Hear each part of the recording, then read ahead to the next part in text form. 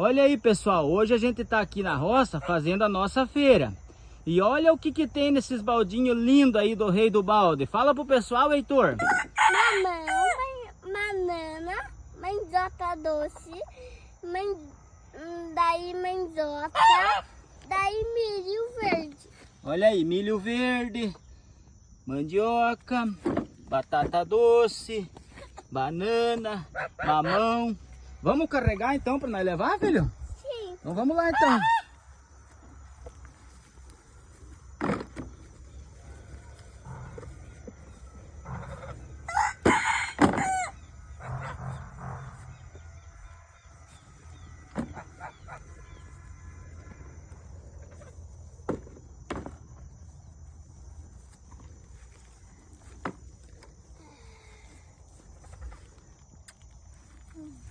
Vamos lá então.